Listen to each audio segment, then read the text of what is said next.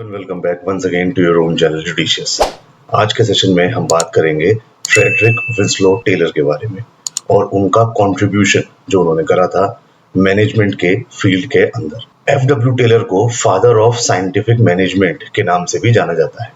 उनके जो आइडियाज थे मैनेजमेंट के बारे में वो डेवलप हुए उनके वाइड रेंजिंग एक्सपीरियंस के ऊपर जो उनको मिला 3 कंपनीज में काम करते हुए, जो कि थी Midvale steel works, Symonds rolling mills and Bethlem steel company.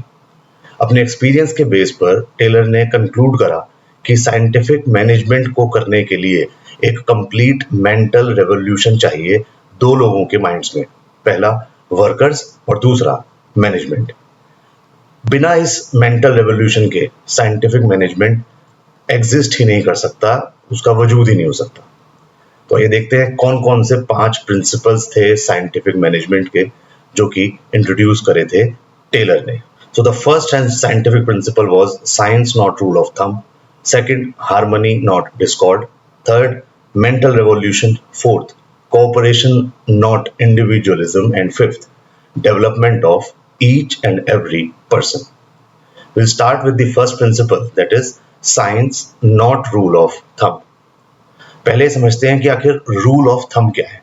Rule of thumb का मतलब होता है जब मैनेजर्स डिसीजन लेने लगे काम के रिलेटेड अपने खुद के पर्सनल जजमेंट या अपनी कन्वीनियंस के हिसाब से, पर अगर ऑर्गेनाइजेशन को अपनी एफिशिएंसी इंक्रीज करनी है तो रूल ऑफ थंब को यूज ना कर ऐसे मेथड्स यूज करे जाएं जो कि आपके अपने काम की साइंटिफिक एनालिसिस के जरिए आपको वो मिले, मतलब काम को साइंटिफिकली एनालाइज करके जो रास्ते समझ में आते हैं वो यूज करने चाहिए।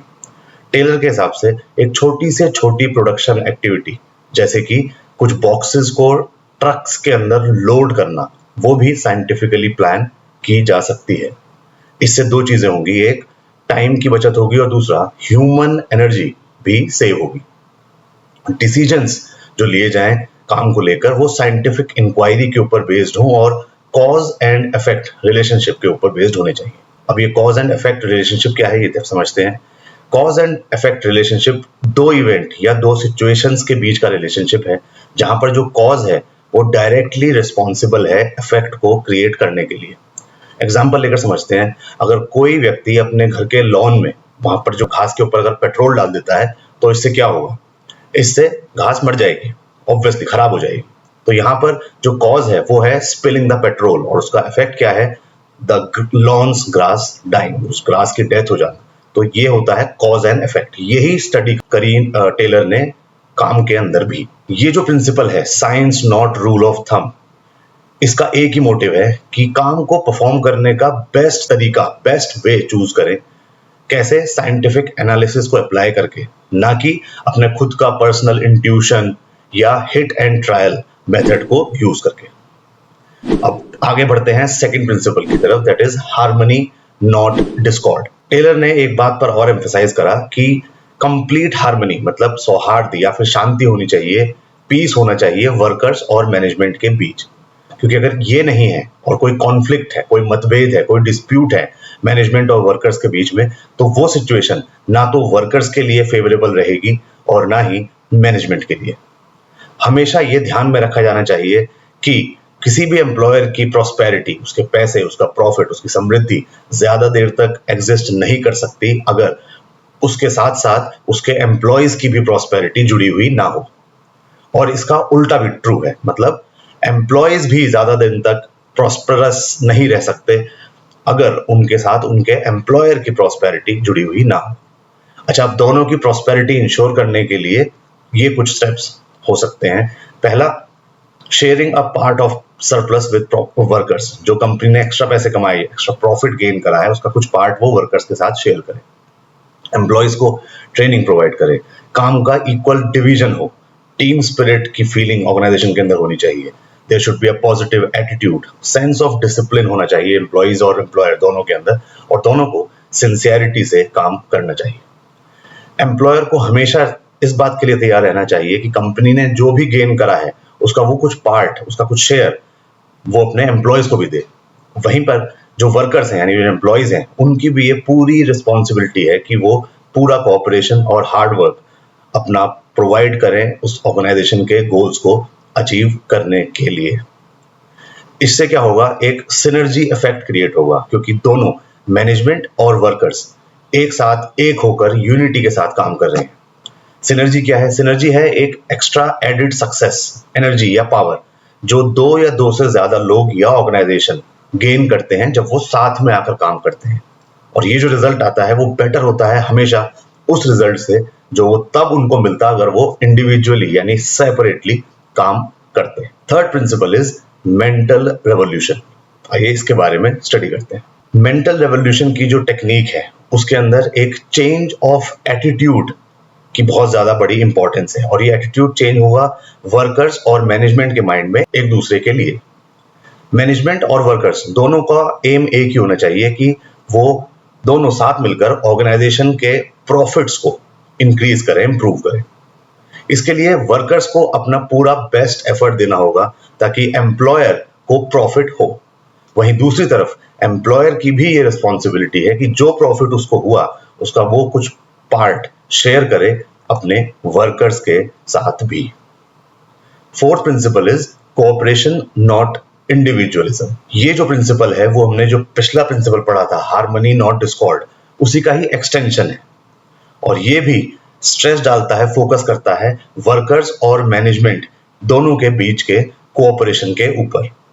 वर्कर्स को मैनेजमेंट का पार्ट ही समझा जाना चाहिए और उनको अलाउ किया जाना चाहिए कि वो मैनेजमेंट के डिसीजन मेकिंग प्रोसेस में पार्ट ले सके।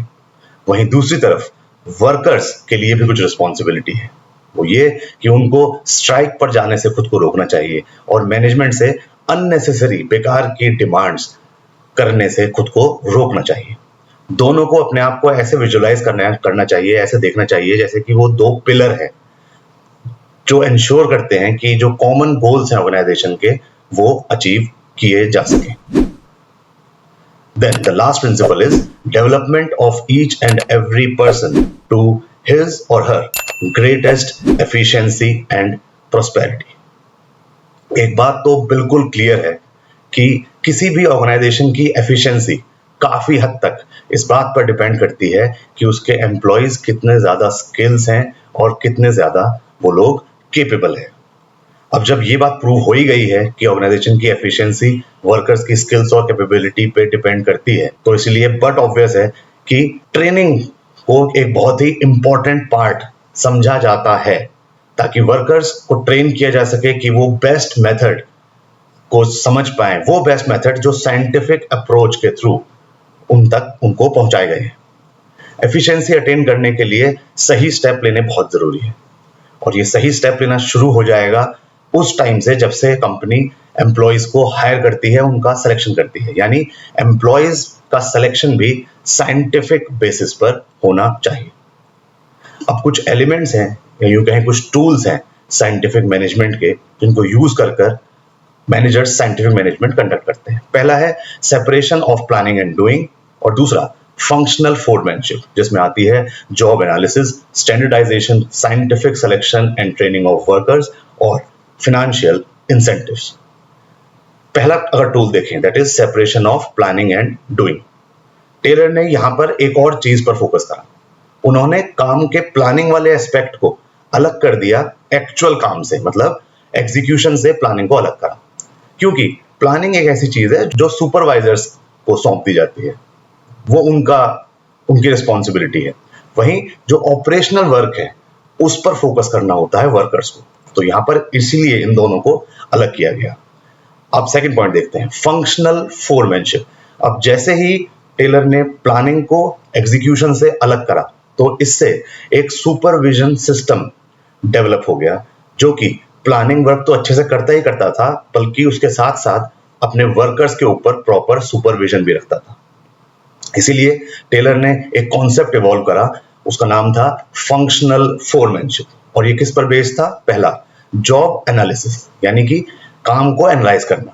किस पर्पस से? कि बेस्ट तरीका ढूंढ पाए हम काम को करने का। और बेस्ट तरीका क्या होता है किसी भी काम को करने का? वो तरीका जिसमें कि कम से कम मूवमेंट इन्वॉल्व हो और टाइम और कॉस्ट दोनों की सेविंग हो, बचत हो। दूसरा है स्टैंडर्डाइजेशन। इसका मतलब है कांस्टेंट स्टैंडर्ड के गुड्स को कंटिन्यूअसली प्रोड्यूस करते रहना, यानी कि हर अगर 2 गुड्स उठाए जाएं तो बिल्कुल वो आइडेंटिकल हो। स्टैंडर्डाइजेशन मेंटेन करना होगा आपको अपने इंस्ट्रूमेंट्स के अंदर, they should all B same, tools, period of work, amount of work, working conditions workers की और कॉस्ट ऑफ प्रोडक्शन, इन सबको स्टैंडर्डाइज रखना होगा, एक जैसा रखना होगा, एक कॉमन स्टैंडर्ड होना चाहिए इनका। Then we have scientific selection and training of workers. Taylor ने एक और बात सजेस्ट करी कि जो वर्कर्स का सिलेक्शन हो वो साइंटिफिक बेसिस पर हो और उस टाइम पर उनकी एजुकेशन, उनका वर्क एक्सपीरियंस, उनकी एप्टीट्यूड्स और उनकी फिजिकल स्ट्रेंथ को ध्यान में रखकर उनको सेलेक्ट किया जाना चाहिए काम के लिए, काम के अकॉर्डिंग भी। और लास्ट है फिनेंशियल इंसेंटिव्स। इससे वर्कर्स मोटिवेट होते हैं कि वो अपने मैक्सिमम एफर्ट कंपनी को दें। इसलिए मॉनेटरी इंसेंटिव जैसे कि बोनस या कंपनसेशन और नॉन मॉनेटरी इंसेंटिव्स भी जैसे प्रमोशन, अपग्रेडेशन, ये भी एम्प्लॉयज को प्रोवाइड करते रहना चाहिए।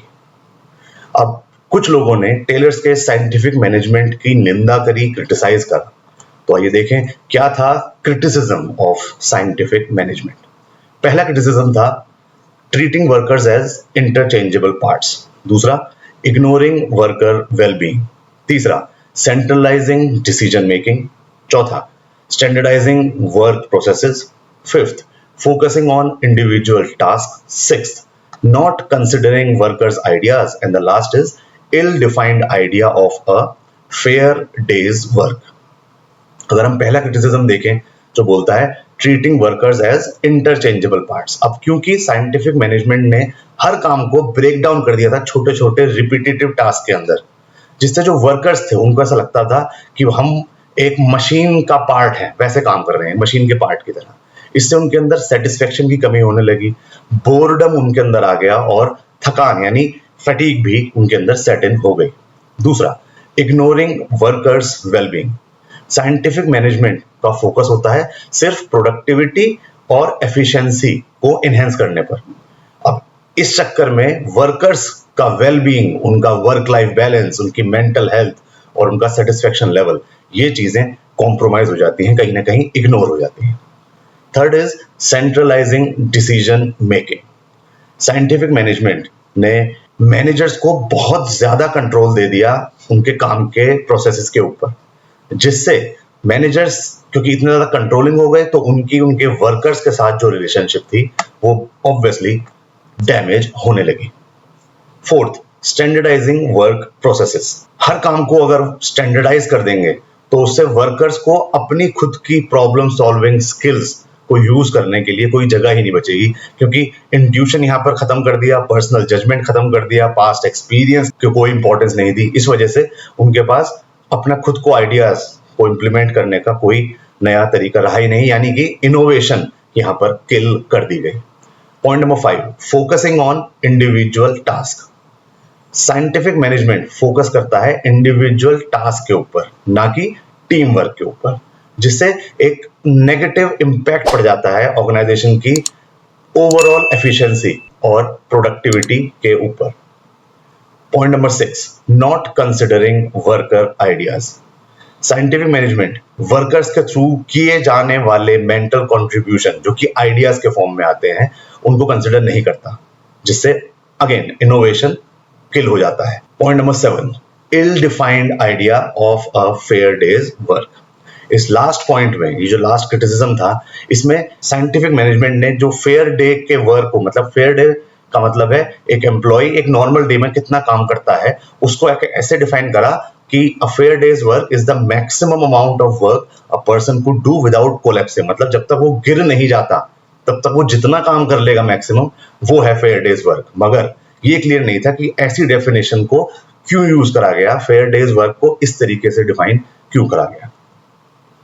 So with this, we wind up this session. I hope you liked the video and understood the concept. Till the time we meet next, just me, Amit Sharma, signing off. Bye-bye and take care. Thank you so much.